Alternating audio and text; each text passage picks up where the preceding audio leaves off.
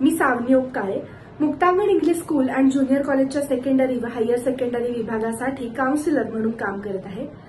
आजच्या व्हिडिओमध्ये आपण एका अतिशय महत्त्वाच्या विषयाला हात घालणार आहोत, जो आहे बॉडी शेमिंग। सगळ्यात पहिले हे समजून घेऊया की बॉडी शेमिंग म्हणजे नेमकं काय। तर बॉडी शेमिंग म्हणजे स्वतःच्या एखाद्या अवयवाविषयी किंवा स्वतःच्या शरीराविषयी किशोर वयामध्ये मुलांना अचानक वाईट वाटायला लागतं किंवा इतरांशी ह्या वयामधली मुलं सहज तुलना करायला लागतात। ती व्यक्ती अशी दिसते पण तशी मी का दिसत नाही ह्याबद्दल विचार करायला लागतात। अगदी सतत आरशात बघायला लागतात, इतरांशी कंपॅरिझन करायला लागतात आणि त्याचबरोबरीने वर्गातले इतर मित्रमंडळी सुद्धा आपल्या पाल्याची इतरांशी तुलना करायला लागतात। एखाद्या विशेषणाने पटकन आपल्या पाल्याला किंवा इतरांना बोलवलं जाऊ शकतं। तर हे सगळ्या गोष्टी येतात बॉडी शेमिंग मध्ये। तसं बघायला गेलं तर बॉडी शेमिंग या प्रकाराचा आपल्या पाल्यावरती किंवा इतरांच्या मुलांवर सुद्धा खूप वाईट परिणाम होऊ शकतो। मुलांमध्ये न्यूनगंड डेव्हलप व्हायला लागतो। माझं शरीर असं का नाही ह्याबद्दलची एक पद्धतीची चीड निर्माण व्हायला लागते आणि त्याचबरोबरीने पाल्यांमध्ये कॉन्फिडन्स सुद्धा कमी व्हायला लागतो। तर आपला पाल्य कोणालाही बॉडी शेम करू नये यासाठी पालक म्हणून आपण काय काळजी घेणार आहोत हे आपण या व्हिडिओमध्ये पाहूयात। सर्वप्रथम आपल्या मुलामध्ये एम्पथी डेव्हलप करायला शिकलं पाहिजे। एम्पथी म्हणजे काय, एम्पथी सिम्पथी मधला फरक काय, ती कशी डेव्हलप करायची याबद्दलची सविस्तर माहिती आपण गेल्या व्हिडिओजमधनं घेतली आहे। प्लीज ते व्हिडिओ रेफर करा आणि आपल्या पाल्यामध्ये जास्तीत जास्त एम्पथी निर्माण करा, म्हणजे आपला पाल्य पटकन कोणालाही चुकीच्या शब्दांनी उच्चारून बॉडी शेम करणार नाही। आपल्या मुलांच्या मनात आयडियलची कन्सेप्ट नेमकी काय आहे हे समजून घ्या। आयडियल बॉडी म्हणजे आपल्या मुलांच्या मते काय हे त्यांच्याशी गप्पा मारून त्यांच्याकडून समजून घ्या। अनेकदा मुलांची सुंदरतेची व्याख्या खूप वेगळी असू शकते, तर पालक म्हणून आपल्याला ती बदलायला पाहिजे। म्हणजे काय, तर अनेक मुलांच्या मते गोरं म्हणजे सुंदर आणि काळं म्हणजे वाईट अशी व्याख्या असू शकते, किंवा बुटकं म्हणजे वाईट, उंच म्हणजे छान, हँडसम अशी व्याख्या असू शकते। तर पालक म्हणून आपण ही व्याख्या पहिले बदलायला पाहिजे, म्हणजे मुलं सुद्धा ती व्याख्या आपोआप बदलतील। समजा आपलं मूल कोणाला तरी बॉडी शेम करत असेल, कोणाला तरी कुठले तरी टॉन्ट्स मारत असेल, चुकीच्या विशेषणांनी चिडवत असेल, तर त्याचे परिणाम काय होऊ शकतात याची माहिती आपल्या मुलाला करून द्या। तो एक बुलिंगचा प्रकार आहे हे सांगायला त्याला अजिबात विसरू नका।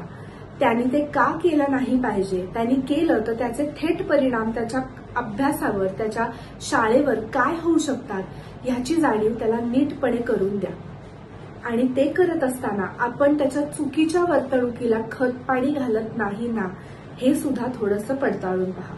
हल्ली अनेक मुलं सोशल मीडियाचा अतिवापर करताना दिसून येतात आणि त्यामुळे सुद्धा अनेकांची आयडियलची व्याख्या हल्ली बदलली आहे। सोशल मीडियामुळे किंवा आजूबाजूच्या मित्रमंडळींशी मारल्या जाणाऱ्या गप्पा ह्यामुळे मुलांची आयडियलची डेफिनेशन वेगळी झाली आहे। हल्ली अनेक सोशल मीडिया ऍप्सवर उपलब्ध असणारे फिल्टर्स किंवा सेल्फीजचे वेगवेगळे प्रकार बघताना मुलं स्वतःला त्याच्यात कशी बघतात हे समजून घेण्याची जास्त गरज आहे। अनेकदा आपल्यामधली इम्परफेक्शन्स काढून टाकून आपण सेल्फी कॅमेरामध्ये किंवा फिल्टर्समध्ये कसे सुंदर दिसू शकू याचा प्रयत्न अनेक मुलं करत असतात। तसं मुलं करतात का आणि त्यामुळे त्यांची आयडियलची डेफिनेशन बदलते का हे पालक म्हणून तुम्ही समजून घ्या। सोशल मीडियामुळेच येणारी आणखीन एक गोष्ट म्हणजे कंपॅरिझन। ती व्यक्ती तिथे गेली होती, मग मला पण तिथे जायचंय, त्या व्यक्तीने तिथे जाऊन तसे कपडे घातले होते, मग मलाही तसेच घालायचे। ह्या कन्सेप्ट मुलांच्या डोक्यात खूप पटकन तयार होत असतात। विशेष करून किशोर वयामध्ये त्यांना ह्या बाबतीतलं अट्रॅक्शन खूप जास्त वाटत असतं। तसं काही आहे का हे मुलांकडनं जास्तीत जास्त समजून घेण्याचा प्रयत्न करा। मुलांना पालक म्हणून हे सांगा की प्रत्येक बॉडी टाईप हा युनिक असतो, वेगळा असतो। तो त्याची सुंदरता घेऊन या जगामध्ये आलेला असतो। त्यामुळे कुठल्याही बॉडी टाईपला नावं ठेवण्यापेक्षा त्याला जास्तीत जास्त एम्ब्रेस कसं करता येतंय, त्याचं कौतुक कसं करता येतंय हे पहा। सोशल मीडियाप्रमाणेच मित्रमैत्रिणींशी असणारी कंपॅरिझन सुद्धा सध्या वाढत चालली आहे। माझी मैत्रीण खूप छान दिसते किंवा माझा मित्र असे असे कपडे घातल्यावर खूप चांगला दिसतो, मला ते कपडे का सूट होऊ शकत नाहीत, असा प्रश्न या मुलांच्या मनात निर्माण होतो. असे प्रश्न जास्तीत जास्त पालकांनी मिळून त्यांच्याशी बोलणं हे खूप गरजेचं असतं. अनेकदा मुलांकडनं असं सुद्धा दिसून येतं की सोशो इकॉनॉमिक क्लास जेव्हा वेगळा असतो तेव्हा मुलांकडनं शेमिंग खूप पटकन केलं जातं.